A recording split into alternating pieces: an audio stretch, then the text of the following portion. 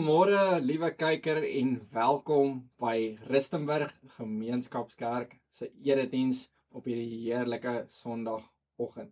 Baie welkom.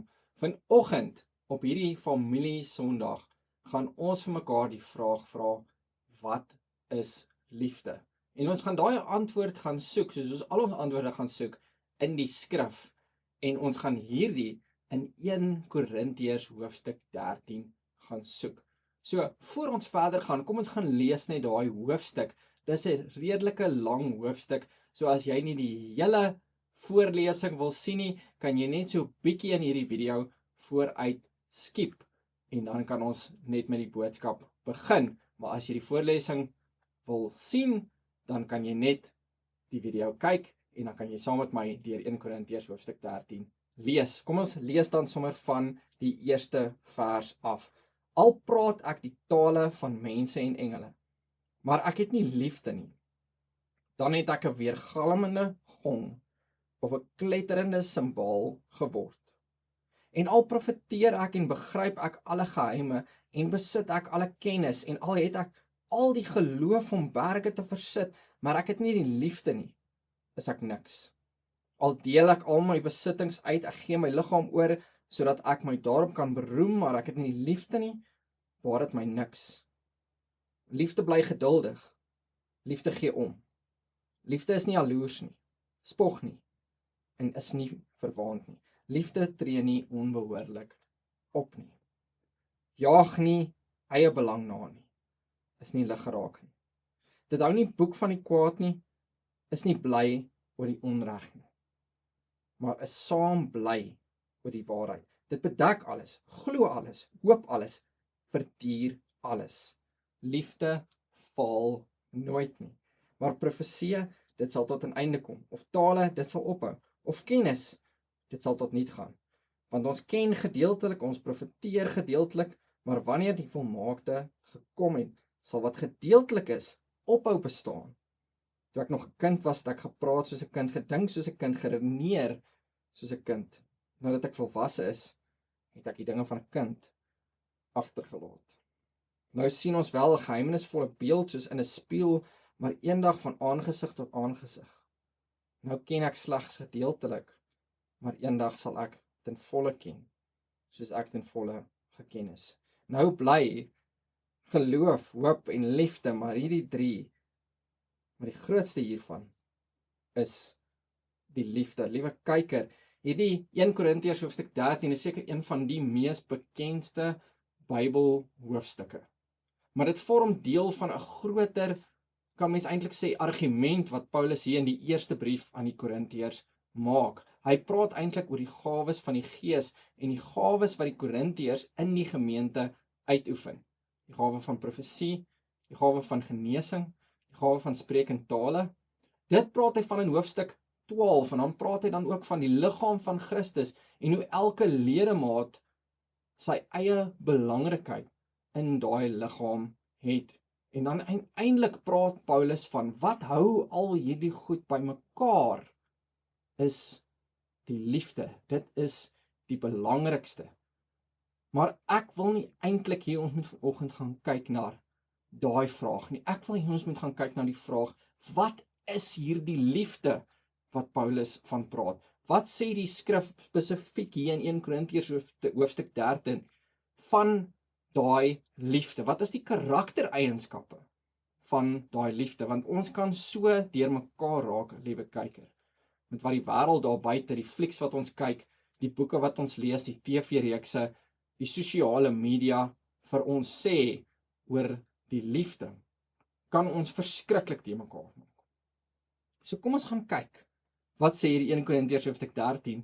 Wat is die liefde? En dan op die heel einde wil ek hê ons moet vir mekaar sê, hoekom moet ons daardie liefde hê? Hoekom is dit so belangrik, liewe kyker, om hierdie liefde van 1 Korintiërs hoofstuk 13 te hê? Ons begin by vers 8. Eintlik, in een van die eerste karaktereienskappe van hierdie liefde, lees ons, skryf Paulus daar, liefde faal nooit nie. In die Engelse vertaling staan daar, love never fails. Die Grieks spesifiek sê vir ons, hierdie liefde, baie letterlik, kom nooit tot 'n einde nie. Dit kom nooit tot 'n val nie. Met ander woorde, liewe kyker, hierdie liefde van 1 Korintiërs hoofstuk 13, die liefde wat die skrif vir ons sê, is ware liefde, is permanent. Dit is nie iets wat weggaan nie. Dit is nie iets wat verdwyn met die tyd wat verbygaan nie. As die jare verbygaan of die maande verbygaan, bly dit dieselfde. Dis nie iets wat verander as die wêreld verander nie. En dit is iets wat ons heeltemal, weet ons almal, 'n teenoorgestelde boodskap van die wêreld afkry. Die wêreld sê vir ons, liefde is nie permanent nie, want in die 21ste eeu is daar bitter min goed wat permanent is. Ons weet dat ons wissel werke, ons wissel verhoudings, ons wissel met die plekke waar ons bly. Daar is omtrent niks wat permanent is nie. Kennis wissel. Eendag sal ons uitvind dat dit wat ons al ons hele lewe lank glo, is eintlik 'n leuen, of dit wat ons al ons hele lewe lank geleer is eintlik nie die waarheid nie. Maar liewe kyker, 1 Korintiërs hoofstuk 13 sê die Here vir ons, liefde is permanent. Dit is nie soos die wêreld vir ons sê dat jy liefde kan hê vir iemand en dat dit skielik net weer kan verdwyn nie.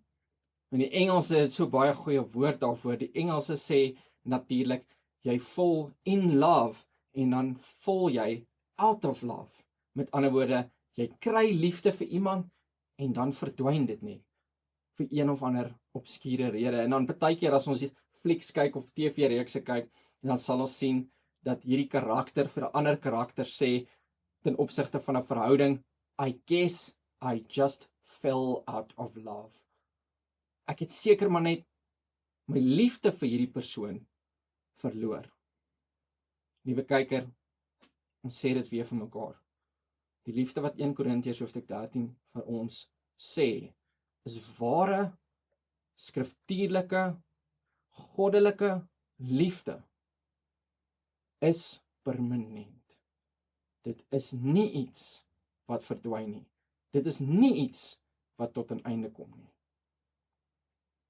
En dan gaan lees ons verder na die volgende karaktereienskap van hierdie liefde. Ons het nou vir mekaar gesê, dis nie iets wat verdwyn nie, dis permanent. En in vers 5 lees ons al daai, van vers 4 af lees ons al daai karaktereienskappe van die liefde. En dan by vers 5 skryf Paulus onder leiding van die Heilige Gees die volgende: liefde tree nie onbehoorlik op nie, en dit jaag nie eie belang na nie. Liewe kyker, liefde, die liefde wat ons in die skrif van leer, is nie transaksioneel nie. Met ander woorde, dit is nie iets wat ons gee, omdat ons iets terugverwag nie. Dit is nie iets wat ons gee, omdat ons weet, ons gaan op die einde, soos die Engelse sal sê, 'n payout kry nie. Dat ons 'n uitbetaling gaan kry op hierdie liefde, wat ons op 'n spesifieke persoon uitgestort het nie. Dit is nie hoe die liefde wat die skrif ons van leer, werk nie. En dan sien ons natuurlik weer eens, in die wêreld daar buite, sien ons dat daar heeltyd hierdie transaksionele liefde is. As ek vir jou dit gee, dan kry ek iets terug.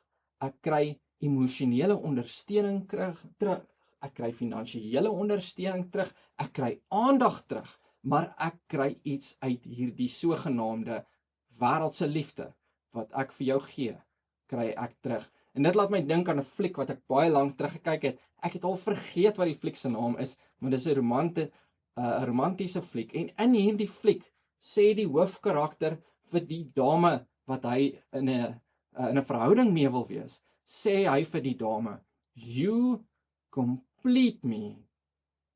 Liewe kyker, dis nonsens. Die enigste persoon in die wêreld wat jou heel maak, wat vir jou en my heel maak, is nie jou eggenoot nie. Dis nie die persoon wat jy saam mee in 'n verhouding is nie. Dit is net Jesus Christus. En die liefde wat die skrif ons van leer, is nie 'n liefde wat ons gee, omdat ons heel gemaak word deur die persoon wat ons daai liefde voorgee nie. Nee, geensins. Hierdie liefde wat die skrif ons van leer, is 'n liefde wat onvoorwaardelik is. Dit word net gegee en dit verwag niks terug nie. Daar is niks wat ons kan doen of nie kan doen om hierdie liefde te verdien of nie te verdien nie. Klink dit bekend? Natuurlik, liewe kyker, dit is die liefde wat ons Hemelse Vader vir ons het. En dit is die liefde wat hy verwag dat ons vir mekaar moet hê. Ons Hemelse Vader het sy seun gestuur sonder dat ons dit verdien enigsins, sonder dat ons enige iets gedoen het, liewe kyker, om dit te verdien. Inteendeel, ons het ons bes probeer om dit nie te verdien nie. Nogtans het hy sy seun gestuur en sy seun het aan 'n kruis vir ons sondes gesterf. Dit, liewe kyker, liewe medegelowige, is ware Bybelse, goddelike liefde. Dit is nie die liefde wat ons in die wêreld daar buite van leer of gaan kry nie. Natuurlik gaan jy ons dan vir mekaar sê, wel erns klink dit nie unfair nie. Ja, dit is onregverdig. Dit is wat dit so wonderlik maak. Ons verdien dit nie. En die mense wat ons hierdie liefde voorgee, verdien dit nie. En dit is wat liefde so fantasties maak. Liewe medegelowige, is dat nie een van ons dit enigsins verdien nie. Dit word gegee, maak nie saak wat ons doen of nie doen nie, het ons vir mekaar gesê. En dan in vers 11 lees ons die finale karaktereienskappe of karaktereienskap van hierdie liefde, liewe kyker. As Paulus skryf, toe ek nog 'n kind was, het ek gepraat soos 'n kind, gedink soos 'n kind, geredeneer soos 'n kind. En dan sê hy, nou dat ek volwasse is, liewe kyker, het ek die dinge van 'n kind agtergelaat. Om hierdie liefde te hê, is om geestelik volwasse te wees. Liewe broer en suster, om hierdie liefde te hê, is om te groei in die Here Jesus Christus. As ons nie hierdie liefde, hierdie onvoorwaardelike liefde in ons lewe het nie, dan het ons nie daai geestelike volwassenheid om regtig 'n verskil te maak in die koninkryk van God nie. En dit lees ons heel aan die begin van 1 Korintiërs hoofstuk 13. En dit is waar ons wil opeindig. Hoekom moet ons hierdie liefde hê, liewe kyker? En Paulus gee vir ons so 'n fantastiese antwoord aan die begin van 1 Korintiërs hoofstuk 13, as hy sê, al praat ek die tale van mense en engele, maar ek het nie liefde nie, dan het ek 'n weergalmende gong of 'n kletterende simbaal geword. Liewe medegelowige, ek kan die beste preek van my lewe gee. Ek kan die beste toespraak van my lewe gee.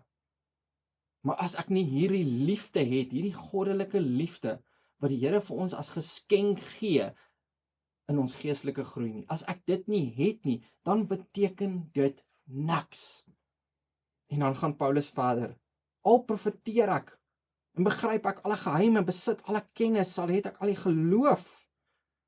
Liewe kyker, weer eens, al is ons hoe geleerd, al het ons al die grade, en al het ons al die dissertasies, en al die boeke geskryf, al het ons al daai kennis, maar ons het nie hierdie liefde nie, dan beteken dit niks. As ons al die argumente kan maak vir die Christelike geloof, vir iemand om daarin te glo, maar ons het nie hierdie liefde in ons lewe nie, dan beteken ons vir die koninkryk van God absoluut niks nie.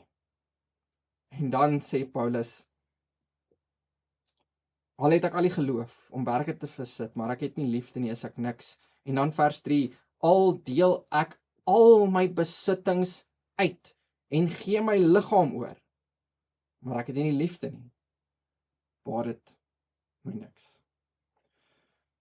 Liewe medegelowige, baie van ons dink as ons werk doen vir die kerk, of ons gee baie finansiële hulp vir die kerk of vir die liggaam van Christus, of ons verkoop ons eiendom of ons verkoop ons besittings en ons gee dit alles vir die koninkryk van God, dan het ons op daai manier 'n verskil gemaak. En baie van ons dink as ons tyd gee, as ons ure daaraan spandeer om by die gemeente of by ons kerk of ons gemeente te help, en ons sloof ons af. Ons is in die oggende heel eerste dae, en die aand is ons heel laaste weg. Dan dink ons het ons in die koninkryk van God 'n verskil gemaak. Maar wat Paulus vir ons hierso sê, liewe kyker, in 1 Korintiërs hoofstuk 13 is, as ons nie meer hierdie liefde het, hierdie goddelike liefde, onvoorwaardelike, permanente liefde vir ons medemens nie, dan beteken al daai goed, al daai werk, al daai tyd, al daai finansiële hulp wat ons insit, dan beteken dit niks nie. Liewe gelowige, mag elkeen van ons wat vanoggend na hierdie boodskap luister, na hierdie boodskap kyk, mag ons hierdie liefde in ons lewens ervaar, en nie net ervaar nie, maar mag ons dit uitdra na die wêreld daar buite, want Paulus sê vir ons, meer as enige iets anders, meer as profeseë, meer as die gawe van sprekende tale en genesing, beteken hierdie liefde van 1 Korintiërs hoofstuk 13, hierdie goddelike liefde, beteken dit die heel meeste. En as ons dit uitdra in die wêreld daar buite, liewe kyker, dan maak dit die grootste verskil. Tot volgende keer.